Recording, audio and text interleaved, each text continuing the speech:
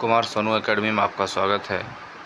जैसा कि मैं एक सीरीज चला रहा हूँ आप लोगों के लिए एनसीईआरटी हिस्ट्री का क्लास 6 का, तो जिसमें हम लोग अध्याय 1 अध्याय 2 पढ़ चुके हैं। आज अध्याय 3 पढ़ेंगे। चलिए शुरू करते हैं। अध्याय 3 में अध्याय 3 में दिया गया है आरंभिक नगर के बारे में बताया गया है। चलिए मैं शुरू करता हूँ। इसमें दिया गया है हड़प्पा की कहानी। इसे हड़प्पा की खोज किसने की? सबसे पहला क्वेश्चन यहीं से बन जाता है कि हड़प्पा की खोज किसने की, कब की। तो हड़प्पा की खोज दयाराम साहनी ने 1921 ईस्वी में किया। चलिए पढ़ते हैं। देखिए एनसीईआरटी का बुक में मैं हर रोज़ बता रहा हूँ आप लोग को, एक एक लाइन पढ़ना ही पड़ेगा। मैं आप लोग को बताते जाता हूँ, आप लोग देखते जाएंगे। अक्सर पुरानी इमारतें अपनी कहानी बताती है। लगभग 150 साल पहले जब पंजाब में पहली बार रेलवे लाइन बिछाई जा रही थी, तो इस काम में जुटे इंजीनियरों को अचानक हड़प्पा पूरा स्थल मिला। 150 साल पहले जब रेलवे लाइन बिछाई जा रही थी, तो वहाँ जो इंजीनियर जो काम कर रहे थे, उनको अचानक हड़प्पा पूरा स्थल मिला, जो आधुनिक पाकिस्तान में है, जो अभी पाकिस्तान में है। सोचा कि यह एक ऐसा खंडर है जहाँ से अच्छा ईंट मिलेगी। इंजीनियर लोग सोचे कि यहाँ से अच्छा ईंट मिल जाएगा। उन लोगों ने क्या किया, यहाँ से हज़ारों ईंट उखाड़ लिए, उस नगर से ईंट उखाड़ लिए, रेलवे लाइन बिछाई। इससे इमारतें पूरी तरह ईंट उखाड़ करके रेलवे लाइन बिछाया, वहाँ से ईंट मिल गया। इंजीनियर लोग को थोड़ा आसान हो गया होगा, वो लोग वहाँ से ईंट निकाल लिए और रेलवे लाइन बिछाया। उसके लगभग 80 साल बाद पुरातत्वविदों ने इस स्थल को ढूंढा, यानी वही 1921 में जो ढूंढा गया। रेलवे लाइन बिछाने के 80 साल बाद पुरातत्वविदों ने इस स्थल को ढूंढा, और तब पता चला कि यह खंडर उपमहाद्वीप से सबसे पुराने शहरों में से एक है। चूँकि इस नगर की खोज सबसे पहले हुई थी, इसलिए बाद में मिलने वाले इस तरह के सभी पुरास्थलों में जो इमारतें और चीज़ें मिली, उन्हें हड़प्पा सभ्यता की इमारतें कहा गया। जो भी चीज़ें मिली उन्हें हड़प्पा सभ्यता की इमारतें कहा गया। इन शहरों का निर्माण लगभग 4700 साल पहले हुआ। देखिए जो पॉइंट आप लोग को लगे मैं मार्क करते जा रहा हूँ, आप लोग उसे नोट करते जाएंगे। अपना एक नोटबुक तैयार करेंगे, जो कि आपको एग्ज़ाम के टाइम में पढ़ने में सहायता मिलेगी। जल्दी पढ़ने में सहायता भी। आप पॉइंट अगर लिख के रखेंगे तो आपको पढ़ने में सुविधा होगी, इसलिए आप नोट करते जाएं। मैं जो अंडरलाइन करते जा रहा हूँ, आप नोट करते जाएं। चलिए नेक्स्ट पेज पे जाते हैं। इन नगरों की विशेषता क्या थी? हड़प्पा नगरों की विशेषता। देखिए ये सब जो क्वेश्चन दिया गया है, प्रायः पुरानी इमारतों को तोड़कर उनकी जगह नए भवन बनाए जाते। क्या तुम्हें लगता है पुरानी इमारतों को सुरक्षित रखना चाहिए? तो ये सारी क्वेश्चन जो क्लास 6 के बच्चे हैं उनके लिए दिया गया है, तो ये आप लोगों के लिए उतना इम्पोर्टेंट है नहीं, आप लोग इसे नहीं देखें। अब मैं जो बता रहा हूँ आप लोग उसे नोट करते जाएंगे। इन नगरों की विशेषता क्या थी? इन नगरों में दो या दो से ज़्यादा हिस्सों को विभाजित किया गया था। इन नगरों में से कई को दो से ज़्यादा हिस्सों में विभाजित किया गया था। प्रायः पश्चिमी भाग छोटा था। देखिए ये लाइन स्टेट बैंड में आ जाएगा। ये लाइन छोटा था, इस पश्चिमी भाग छोटा था लेकिन ऊंचाई पर बना था। पश्चिमी भाग छोटा था लेकिन ऊंचाई पर बना था। पूर्वी भाग बड़ा था लेकिन निचले इलाके में था। ऊंचाई वाले भाग को पुरातत्वविदों ने, देखिए यहाँ से भी क्वेश्चन बनेगा, ऊंचाई वाले भाग को पुरातत्वविदों ने नगर दुर्ग कहा। आपसे डायरेक्ट क्वेश्चन पूछ लिया जाएगा, ऊंचाई वाले भाग को पुरातत्वविदों ने क्या कहा था? दुर्ग कहा था। ऑप्शन में और सारे कुछ दे देंगे, अगर आप लोग पढ़े रहेंगे तो ये सॉल्व हो जाएगा। और निचले हिस्से को निचला नगर कहा। देखिए क्वेश्चन यहाँ से बन जाएगा, ऊपर वाले हिस्से को दुर्ग कहा, नीचे वाले हिस्से को निचला नगर कहा।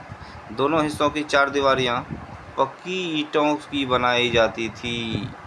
देखिए उस टाइम भी पक्की ईंटें की बनाई जाती थी।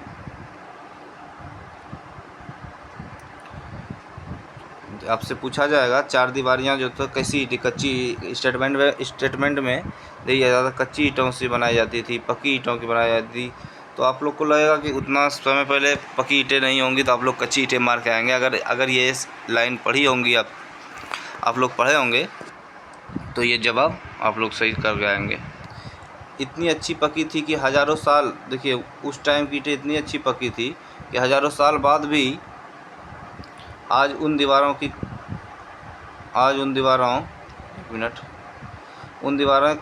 खड़ी रही। उतने साल के बाद भी आज दीवारें नहीं गिरी थी। दीवार बनाने के लिए ईंटों की चिनाई इस तरह करते थे जिससे कि दीवार खूब मजबूत रहे। कुछ नगरों के नगर दुर्ग में कुछ खास इमारतें बनाई। देखिए दुर्ग कहाँ था? दुर्ग था ऊंचाई वाले इमारत पे। ऊंचाई वाले नगर में जो बने, ऊंचाई वाले भाग में जो बना था उससे हम लोग क्या कहते थे? दुर्ग कहते थे। दुर्ग में कुछ इमारतें ऐसी बनाई गई थी, खास इमारतें बनाई गई थी, जो मिसाल के तौर पर मोहनजोदड़ो में खास तालाब बनाया गया था।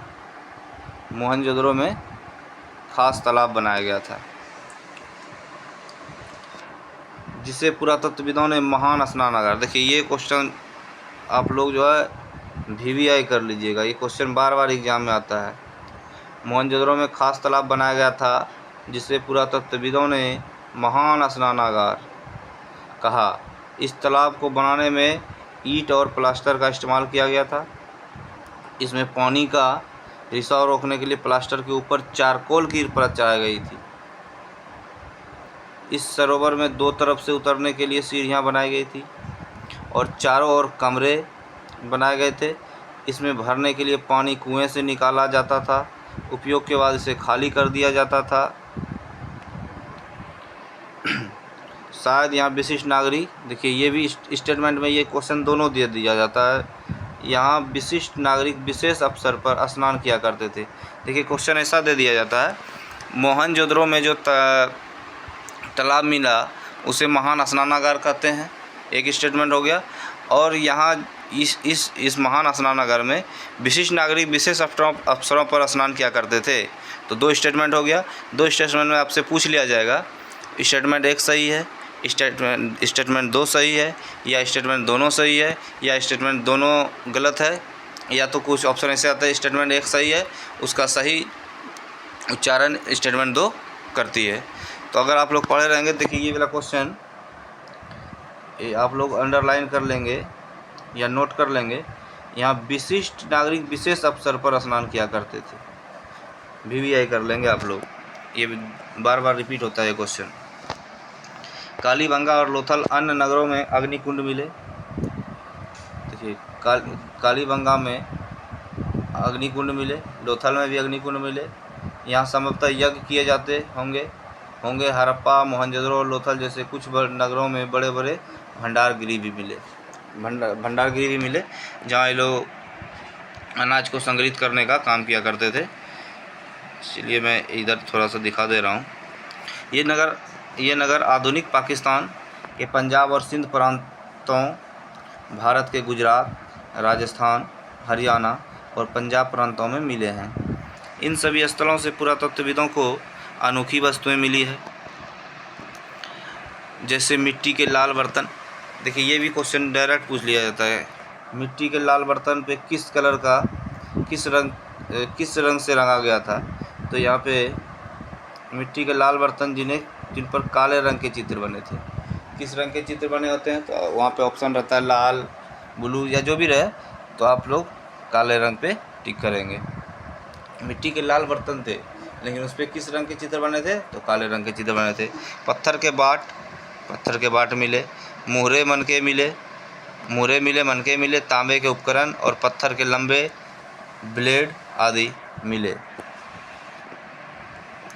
देखिए यहाँ देख लीजिए आप लोग, नगर जो था, नगर का यहाँ पे मैप में दिया गया है। देखिए यहाँ पे है हड़प्पा, राखीगढ़ी, कालीबंगा, गंभीरवाला, मोहनजोदड़ो, सोतकाको, चनहुद्रो, धौलीवीरा, सुरकोत्ता, लोथल, यही सब है। नेक्स्ट देख लीजिए, यही है महान स्नानागार। महान स्नानागार में मैं आप लोग को दिखा दे रहा हूँ। देखिए यह है महान स्नानागार। इसमें दो तरफ से सीढ़ियाँ दी गई है। ये भी स्टेटमेंट में पूछ लिया जाए, एक इधर से एक इधर से। इसे प्लास्टर किया गया था, पक्की प्लास्टर। उसके ऊपर चारकोल दिया गया था, जो कि पानी का रिसाव ना हो। इसमें कुआं भी दिखा देता हूँ, अगर पिक्चर में दिया होगा दिखा दूँगा। कुआं है, उसी कुएं से इस तालाब में पानी भरा करते थे। चलिए आगे दिया होगा। भवन, नाले और सड़कें। इन नगरों के घर आमतौर पर 1 या 2 मंजिले के होते थे। देखिए ये भी क्वेश्चन डायरेक्ट पूछ लिया जाता है, ये भी क्वेश्चन रिपीट होता है एग्जाम में। इन नगरों के घर आमतौर पर 1 या 2 मंजिले के होते थे। मतलब आपसे पूछ लिया जाएगा हड़प्पा सभ्यता में जो नगरें मिली थी वो कितने मंजिले की थी। आप लोग जवाब दे देंगे 1 या 2 मंजिले के। घर के आंगन के चारों ओर कमरे बनाए जाते थे। अधिकांश घरों में अलग अलग स्नान घर होता था और कुछ घरों में कुएं भी होते थे। कई नगरों में ढके हुए नाले थे। इन्हें सावधानी से सीधी लाइन में बनाया जाता था। हर नाली में हल्की ढलान होती थी ताकि पानी आसानी से बह सके। अक्सर घरों की नालियों को सड़कों की नालियों से जोड़ दिया जाता था, जो बाद में बड़े नालों में मिल जाती थी। नालों के ढके होने के कारण इनमें जगह जगह पर मैनहोल बनाए गए थे जिनके जरिए उनकी देखभाल और सफाई की जा सके। घर, नाले और सड़कों का निर्माण योजनाबद्ध तरीके से एक साथ ही किया जाता था। देख लिए उस समय में भी नाले और सड़कों का निर्माण कितने अच्छी तरीके से करते थे लोग। हड़प्पा नगरों में ईंटों की चिनाई। देखिए मिस्त्री काम करता हुआ दिखाई दे रहा है पिक्चर में। नगरीय जीवन। देखिए आप नाला के चर्च किए थे, यहाँ देखिए नाला दिया गया है, नाला और सड़क भी है और यहीं पे कुआं होगा। हाँ देखिए यहाँ पे है कुआं। नगरीय जीवन हड़प्पा के ये देखिए ये रहा कुआं,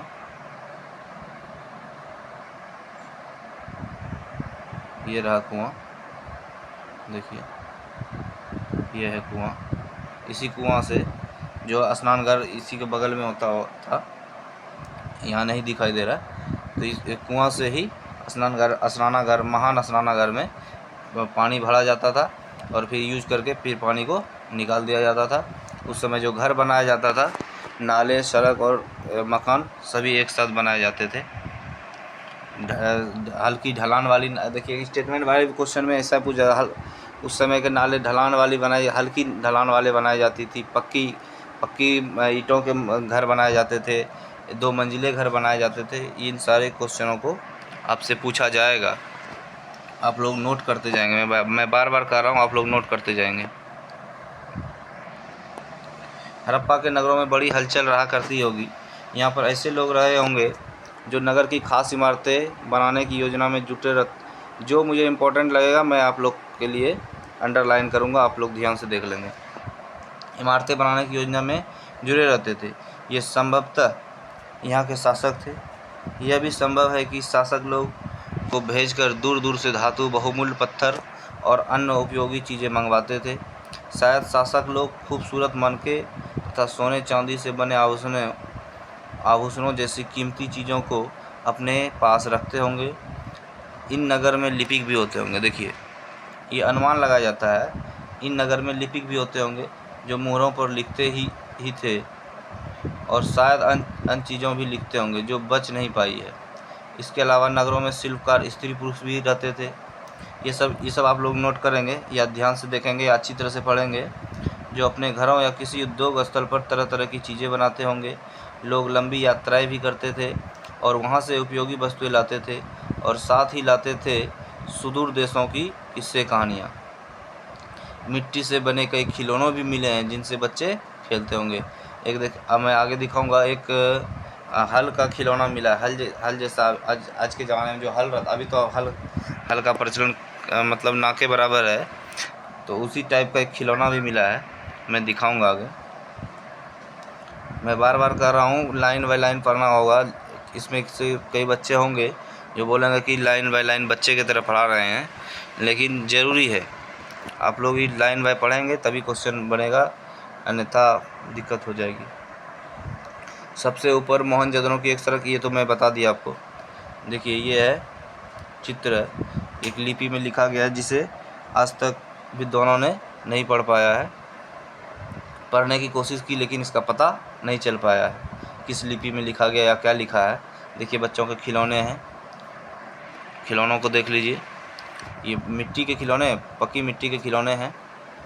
ये मुहर है, जो मुहर में जो लिपि में लिखा गया इसे विद्वानों ने अभी तक नहीं पढ़ पाया है। पढ़ने की कोशिश की है लेकिन अभी तक नहीं पढ़ पाया। नेक्स्ट, नगर और नए शिल्प। देखिए मैं इसमें भी बता दे रहा हूँ। ये देखिए बाट है। आओ अब कुछ ऐसी चीज़ों के बारे में अध्ययन करें जो हड़प्पा के नगरों से प्राप्त हुई है। हाँ, ये इम्पोर्टेंट है। पुरातत्वविदों को जो चीज़ें वहाँ मिली उसमें अधिकतर पत्थर, शंख, तांबे, कांसे, सोने और चांदी जैसी धातुओं से बनाई गई थी। तांबे और कांसे के से औजार, हथियार, गहने और बर्तन बनाए जाते थे। सोने और चांदी से गहने और बर्तन बनाए जाते थे। देखिए ये पत्थर से हैं, ये बाट बनाए गए हैं यानी वजन करने के लिए। ये देखिए जेवरात है, ये देखिए औजार है, वही सब लिखा हुआ है। मैं जो आपको बताया वही इसमें लिखा है, आप लोग पढ़ लेंगे। जो जो इम्पोर्टेंट लग रहा है मैं अंडरलाइन करते जा रहा हूँ, आप लोग पढ़ते जाएंगे। हड़प्पा सभ्यता के लोग मुहरें बनाते थे, ये भी आप लोग नोट कर लेंगे। हड़प्पा सभ्यता के लोग मुहर बनाते थे। इन आयताकार मोहरों पर समांतर जानवरों के चित्र मिलते हैं। हड़प्पा सभ्यता के लोग काले रंग से डिजाइन किए हुए खूबसूरत लाल मिट्टी के बर्तन बनाते थे, जो कि मैंने आपको पीछे बताया कि हड़प्पा सभ्यता के लोग जो है काले रंग के डिजाइन वाले मिट्टी के बर्तन जो बनाते थे लाल रंग के, उस पर काले रंग के डिजाइन के खूबसूरत उसमें चित्र या कोई भी चीज़ बनाते थे, चित्रों का बनाते थे, काले रंग से बनाते थे। मिट्टी बर्तन था लाल रंग का लेकिन उस पर डिजाइन होता था काले रंग का। आप लोग ध्यान रखेंगे, इसे नोट कर लेंगे। देखिए उस समय कितने अच्छी तरीके से ये चित्र बनाया गया है, कितना मेहनत लगा होगा, गढ़ा हुआ है। संभवतः 7000 साल पहले मेहरगढ़ में कपास की खेती होती थी। मोहनजोदड़ो से कपड़ों के टुकड़ों के अवशेष, चांदी के एक फूलदान के ढक्कन तथा कुछ अन्य तांबे की वस्तुओं से चिपके हुए मिले हैं। वहाँ से जो मिले हैं कपड़े के अवशेष मिले हैं और क्या बोलते हैं फूलदान के ढक्कन तथा कुछ अन्य तांबे की वस्तुएं से चिपके हुए मिले हैं। पक्की मिट्टी भी मिला हुआ है तथा फैंस से बनी तकलियाँ सूत, मैं दिखाऊंगा फैंस कैसे होता है, पिक्चर आगे दिया है, मैं दिखाऊंगा आपको। फैंस से बनी तकलियाँ सूत कताई का संकेत देती है। देखिए उस समय का कलाकारी देख लीजिए आप, कितना अच्छा है। ये सब अंडरलाइन जो मैं करता जा रहा हूँ। अब 7000 साल पहले मेहरगढ़ में कपास की खेती होती थी, ये सब डायरेक्ट पूछ लिया जाएगा। मेहरगढ़ में कपास की खेती लगभग कब शुरू की गई थी या कितने साल पहले होती थी, तो आप लोग इसे नोट करते जाएंगे। इनमें से अधिकांश वस्तुएं निर्माण विशेषज्ञों ने किया था। विशेषज्ञ उसे कहते हैं जो किसी खास चीज़ को बनाने के लिए खास प्रशिक्षण लेता है, जैसे पत्थर तराशना। जैसे मैं अभी आपको चित्र दिखाया, तो ये चित्र साधारण आदमी तो नहीं बना सकता, इतना अच्छी तरह से साधारण आदमी नहीं बना सकता। इस चित्र को भी बनाने के लिए कोई विशेषज्ञ ही बनाया होगा, जैसे यहाँ पे दिया भी गया है। किसी खास चीज़ को बनाने के लिए प्रशिक्षण लेता है, जैसे पत्थर तराशना, मनके चमकाना या फिर मोहरों पर पच्चीकारी करना आदि। पृष्ठ संख्या 26 पे मैं जो दिखाया, कितने आकर्षक ढंग से बनाया गया है। उनकी दाढ़ी कितनी अच्छी तरह से दर्शाई गई है। किसी विशेषज्ञ मूर्तिकार का ही काम हो सकता है। दाढ़ी को जैसे बनाया गया है किसी विशेषज्ञ ऐसा भी क्वेश्चन पूछ लिया जाता है, दाढ़ी वाले चित्र किस नगर से मिले। तो आप लोग अगर पढ़े रहेंगे तो ये जवाब दे देंगे। हर व्यक्ति विशेषज्ञ नहीं हो सकता है। ये पता नहीं है कि क्या सिर्फ पुरुष ही ऐसे कामों में प्रशिक्षण हासिल करते थे या फिर केवल महिलाएं ही। ये कुछ कंफर्म पता नहीं है कि या तो पुरुष करते थे या महिलाएं करती थी या दोनों मिल के करते थे, ऐसा कुछ पता नहीं है। देखिए फ्रेंच, जो मैं अभी बताया था आपको, ये फ्रेंच का चित्र। फ्रेंच कैसे बनाए जाते हैं, ये प्राकृतिक नहीं है। पत्थर और शंख प्राकृतिक तौर पर पाए जाते हैं, लेकिन फ्रेंच को कृत्रिम रूप से बनाया जाता है।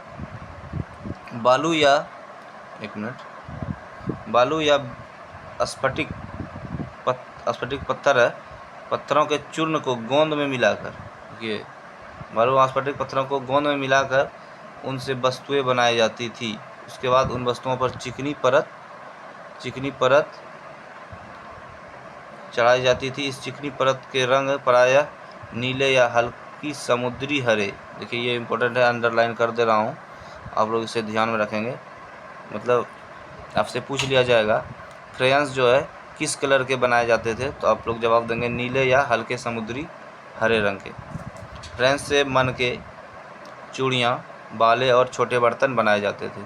फ्रेंच से मन के या चूड़ियाँ, बाले ये छोटे बर्तन बनाए जाते थे। ये सब क्वेश्चन जो भी मैं अंडरलाइन कर रहा हूँ आप लोग नोट करेंगे, अच्छे से पढ़ेंगे इसे।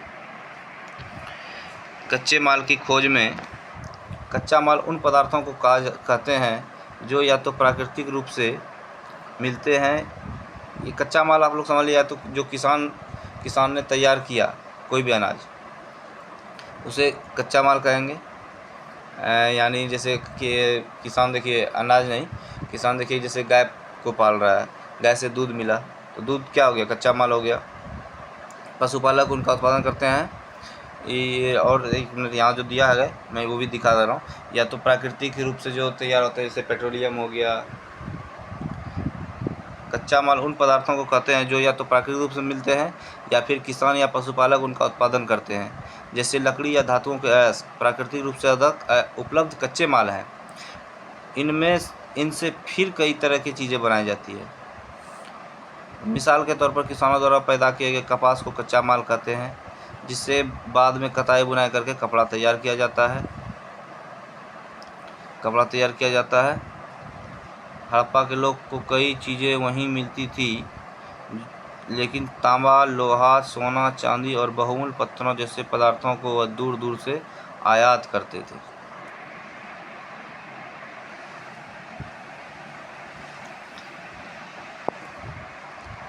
देखिए यहाँ दिया गया है, उस ज़माने में देखिए खिलौना कैसे बना हुआ है। खिलौना है ये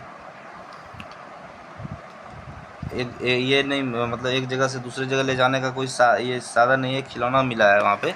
तो अनुमान लगाया जा रहा है पुरातत्वविदों द्वारा कि ऐसे ही वो लोग एक सामान को यहाँ से एक जगह से दूसरी जगह ले जाया करते होंगे, लेकिन ऐसा कोई साक्ष्य मिला नहीं है वहाँ ऐसा खिलौना मिला है, तो इसलिए लोग अनुमान लगा। देखिए इस लाइन में इम्पोर्टेंट सारा क्वेश्चन है। तांबे का आयात संभवतः आज के देखिए राजस्थान से करते थे। तांबे का आयात राजस्थान से करते थे तथा पश्चिम एशियाई देश ओमान से भी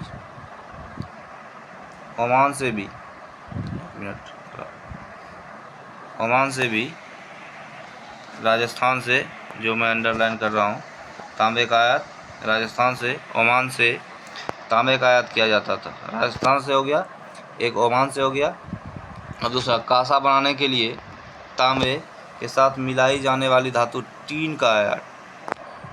टीन यह कांसा बनाने के लिए टीन का यूज होता है। तो टीन का आयात कहाँ से किया जाता था? आधुनिक ईरान और अफ़गानिस्तान से किया जाता था। आप लोग इसे नोट करते जाएंगे, बहुत इंपॉर्टेंट क्वेश्चन है ये। डायरेक्ट ये तो मिलान वाले क्वेश्चन में आपको दे दिया जाएगा, इसे मिलान करें, सही मिलान करें। अगर आप लोग पढ़े होंगे तो बन जाएगा, नहीं तो दिक्कत हो जाएगी। तो देखिए ये पूछ लिया जाएगा तांबे का आयात कहाँ से होता था, तो आप लोग मिलान में दे दिया राजस्थान, तो आप लोग टिक कर देंगे। ये हाँ, टिन का आयात आधुनिक ईरान और अफ़गानिस्तान से किया जाता था। सोने का आयात आधुनिक कर्नाटक और बहुमूल्य पत्थर का आयात गुजरात, ईरान और अफ़गानिस्तान से किया जाता था। बहुमूल्य पत्थर का आयात ईरान और अफ़गानिस्तान और गुजरात से किया जाता था। ये देखिए मुहर है, उस समय का मुहर है, ये रहा मुहर। नगरों में रहने वाले के लिए भोजन के बारे में जान लेते हैं। लोग नगरों के अलावा गांव में भी रहते थे। वे अनाज उगाते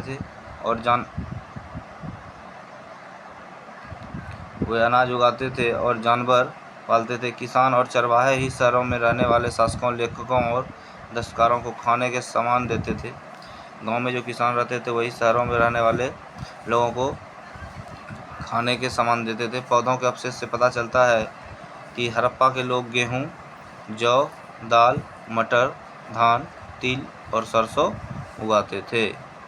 ज़मीन की जुताई के लिए हल का प्रयोग एक नई बात थी। हड़प्पा काल के हल तो नहीं बच पाए हैं क्योंकि वे प्रायः लकड़ी से बनाए जाते थे, लेकिन हल के आकार के खिलौने मिले हैं। इस क्षेत्र में बारिश कम होती है, इसलिए सिंचाई के लिए लोगों ने कुछ नए तरीके अपनाए होंगे। संभवतः पानी का संचयन किया होगा और ज़रूरत पड़ने पर उसे फसलों की सिंचाई की जाती होगी। यानी हड़प्पा के लोग सिंचाई के लिए जिस जगह पर रहते थे वहाँ बारिश कम होती थी, वो लोग पानी को स्टोर किया जाता होगा, या तो नहर से, तालाब से, या किसी तरह से वो लोग लेते होंगे। हड़प्पा के लोग गाय, भैंस और बकरियां पालते थे। बस्तियों के आसपास तालाब और चारागाह होते थे, लेकिन सूखे महीनों में मवेशियों के झुंडों को चारा पाने की तलाश में दूर दूर तक ले जाया जाता था। वे बेर जैसे फलों को इकट्ठा करते थे, मछलियां पकड़ते थे और हिरन जैसे जानवरों का शिकार करते थे। देखिए ये हल वाले खिलौने, ये खिलौने हल नहीं है, ये खिलौने वहाँ से मिले हैं। ये खिलौने मिले हल जैसे हैं। और देखिए गुजरात में हड़प्पाकालीन नगर का सूक्ष्म निरीक्षण। कच्छ के इलाके में खादिर बेत के किनारे धौलीवीरा नगर बसा था। आपसे पूछ लिया जाएगा धौलावीरा नगर कहाँ बसा हुआ था, तो आप लोग आया कच्छ के इलाके में खादिर बेत के किनारे। वहाँ साफ पानी मिलता था और ज़मीन उपजाऊ थी। वहाँ हड़प्पा सभ्यता के कई नगर 2 भागों में विभक्त थे। वहीं धौलीवीरा नगर को 3 भागों में बांटा गया था। इसके हर हिस्से के चारों ओर पत्थर की ऊंची ऊंची दीवारें बनाई गई थी। इसके अंदर आने जाने के लिए बड़े बड़े प्रवेश द्वार थे। इस नगर में एक खुला मैदान था जहां सार्वजनिक कार्यक्रम आयोजित किए जाते थे। यहाँ मिले कुछ अवशेषों में हड़प्पा लिपि के बड़े बड़े अक्षरों को पत्थरों में खुदा पाया गया है। इन अभिलेखों को संभवतः लकड़ी में जला गया था। पत्थरों पे जो खुदा गया था उन्हें क्या कहते हैं, अभिलेख में पिछले चैप्टर में आप लोग को बता दिया था, लकड़ी में जला गया था। यानी अभिलेखों को जो है लकड़ी में जला गया था। यह एक अनोखा अवशेष है क्योंकि आमतौर पर हड़प्पा के लेख मुहर जैसी छोटी वस्तुओं पर पाए जाते हैं। गुजरात की खंबात की खाड़ी में मिलने वाली साबरमती के एक उपनदी के किनारे बसा लोथल नगर ऐसे स्थान पर बसा था। देखिए लोथल नगर सबसे पहला पूछा है, लोथल है कहाँ, तो आप लोग जवाब देंगे गुजरात में है। लोथल कहाँ है, एक मिनट, लोथल कहाँ है, गुजरात में। आप लोग जवाब देंगे गुजरात में है, लोथल है गुजरात में। लेकिन लोथल किस नदी के किनारे बसा हुआ है, तो लोथल साबरमती की एक उपनदी के किनारे बसा लोथल नगर बसा था, जहाँ कीमती पत्थर जैसा कच्चा माल आसानी से मिल जाता था। यहाँ पत्थरों, शंखों और धातुओं से बनाई गई चीज़ों का बहुत महत्वपूर्ण केंद्र था। इस नगर में एक भंडारगृह भी था। भंडारगृह का उपयोग उस समय के लोग अनाज को रखने के लिए भी किया जाता था। इस भंडारगृह में कई मुहरें देखिए इस भंडारगिरी में क्या क्या मिला। इस भंडारगिरी में कई मुहरे, मुद्रांकन या मुहरबंदी नीली मिट्टी पर दबाने से बनी छाप मिले हैं, मुहरे मिले हैं। यह एक बड़ा तालाब लोथल का बंदरगाह रहा होगा। देखिए लोथल कहाँ है, लोथल का बंदरगाह देख लीजिए आप लोग, बंदरगाह का चित्र दिया गया है एनसीईआरटी बुक में। ये बड़ा तालाब जो दिख रहा है ये लोथल का बंदरगाह रहा होगा। यह जहाँ समुद्र के रास्ते आने वाले नाव रुकती थी, संभवतः यहाँ माल चढ़ाया उतारा जाता होगा। यह है लोथल का बंदरगाह, देख लीजिए आप लोग। यहाँ पर एक इमारत मिली है जहाँ समतल मनके बनाने का काम होता था। पत्थर के टुकड़े, अधबने मनके बनाने वाले उपकरण और तैयार मनके भी यहाँ मिले हैं। देखिए मुहर, यह है मुहर। मुहरों का प्रयोग सामान से भरे उन डिब्बों या थैलों को चिन्हित करने के लिए किया जाता होगा जिन्हें एक जगह से दूसरी जगह भेजा जाता होगा, क्योंकि पहचान के लिए मुहरों का उपयोग किया जाता होगा। थैलों को बंद करने के बाद उनके मुहानों पर गीली मिट्टी पोत कर, यानी थैले को मुंह को बंद करके उस पर गीली मिट्टी दे करके उन पर मुहर लगाई जाती थी। मुहर की छाप को मुहरबंदी कहते हैं। मुहरबंदी किसे कहते हैं? मुहर की छाप को मुहरबंदी कहते हैं। अगर यह छाप टूटी हुई नहीं होती थी तो साबित हो जाता था कि सामान के साथ छेड़छाड़ नहीं हुई है, इसलिए मुहर लगाया जाता था। मुहर आजकल भी हम लोग यूज करते हैं। आजकल तो लॉक वाला सिस्टम आ गया, जैसे देखिएगा मालगाड़ी में भी सामान जाता है, उसमें भी एक लॉक लगा होता है। उस लॉक को खोलने के बाद ही सामान निकाला जाता है। अगर लॉक टूटा हुआ है तो पता चल जाता है। उसी प्रकार से उस समय के लोग मुहरों का उपयोग करते थे। सभ्यता के अंत का रहस्य, मतलब सभ्यता का अंत कब हुआ, क्यों हुआ, कैसे हुआ। लगभग 3900 साल पहले एक बड़ा बदलाव देखने को मिलता है। अचानक लोगों ने इन नगरों को छोड़ दिया। लेखन, मुहर और बाटों का प्रयोग बंद हो गया। दूर दूर से कच्चे माल आयात काफ़ी कम हो गया। मोहनजोदड़ो में सड़कों पर कच्चे के ढेर बनने लगे। जल निकास प्रणाली नष्ट हो गई। सड़कों पर ही झुग्गीनुमा घर बनाए जाने लगे, यानी सड़कों पर ही घर बनाने लगे। यह सब क्यों हुआ? कुछ पता नहीं। कुछ विद्वानों का कहना है कि नदियाँ सूख गई थी। अन्य का कहना है कि जंगल विनाश हो गया था, जंगल का विनाश हो गया था।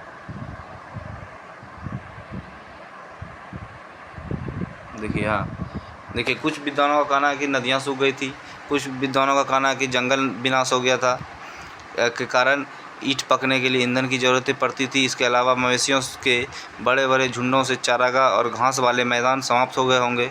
कुछ इलाके में बाढ़ आ गई, लेकिन इन कारणों से यह स्पष्ट नहीं हो पाता है कि नगरों का अंत कैसे हो गया। सभी विद्वानों का अलग अलग कहना है। कुछ विद्वान कहते हैं नदियाँ सूख गई होगी, कुछ विद्वान कहते हैं पेड़ नहीं बचे होंगे, कुछ विद्वान कहते हैं बाढ़ आ गई होगी, इसी कारण से इस नगरों का अंत हो गया। लेकिन कुछ स्पष्ट नहीं हो पाया है, क्योंकि बाढ़ और नदियों के सूखने का असर कुछ इलाकों में हुआ होगा। ऐसा लगता है कि शासकों का नियंत्रण समाप्त हो गया। जो भी हुआ हो, परिवर्तन का असर बिल्कुल साफ दिखाई देता है। आधुनिक पाकिस्तान के सिंध और पंजाब की बस्तियां उजड़ गई थी। कई लोग पूर्व और दक्षिण के इलाकों में कई नई और छोटी बस्तियों में जाकर बस गए। इसे लगभग 1400 साल बाद नगरों का विकास हुआ। इसके लगभग 1400 साल बाद नगर, जब ये ख़त्म हो गया हड़प्पा सभ्यता के नगर, तो उसके बाद 1400 साल बाद नए नगरों का आरंभ हुआ, जिसे हम लोग अध्याय 5 और 8 में पढ़ेंगे। अब तो ये चैप्टर भी ख़त्म हो गया। देखिए इसमें कुछ क्वेश्चन दिए गए, आप लोग मिला लें। देखिए हाँ, मिलाने वाला देखिए क्वेश्चन आ गया। देखिए तांबा कहाँ मिलते थे? सबसे पहले देखिए सोना, जो जानते हैं उससे पहले मिलाएंगे। सोना कर्नाटक में। टीन, तांबा मिलता है राजस्थान में। सोना हो गया, तांबा हो गया। बहुमूल्य पत्थर जो है गुजरात, अफ़गानिस्तान और ईरान सभी जगह मिलता है। तो यहाँ गुजरात में हम लोग टिक करेंगे, और टीन जो है अफ़गानिस्तान और ईरान में मिलता था, टिक कर देंगे। आप लोग देख लीजिएगा, ये चैप्टर ख़त्म हो गया। चलिए यहाँ भी है कुछ महत्वपूर्ण तिथियाँ, इसे आप लोग एक बार पढ़ लेंगे। मेहरगढ़ में कपास की खेती लगभग 7000 साल पहले प्रारंभ हुई। नगरों का आरंभ लगभग 4700 साल पहले हुआ। हड़प्पा के नगरों के अंत की शुरुआत लगभग 3900 साल पहले हुआ। अन्य नगरों का विकास लगभग 2500 साल पहले हुआ। इस तरह से आज का चैप्टर अध्याय 3 भी समाप्त हो गया। आप लोग इसे अच्छे से देखेंगे, जो भी क्वेश्चन बनेगा। और रही बात, मैं ऑब्जेक्टिव पहले पूरा एनसीईआरटी का हम लोग बुक पढ़ लेंगे, उसके बाद ऑब्जेक्टिव टाइप क्वेश्चन को भी मैं आप लोगों के साथ डिस्कस करूंगा, ऑब्जेक्टिव क्वेश्चन भी लाऊंगा। पहले इसे पढ़ें। ठीक है दोस्तों, नमस्कार।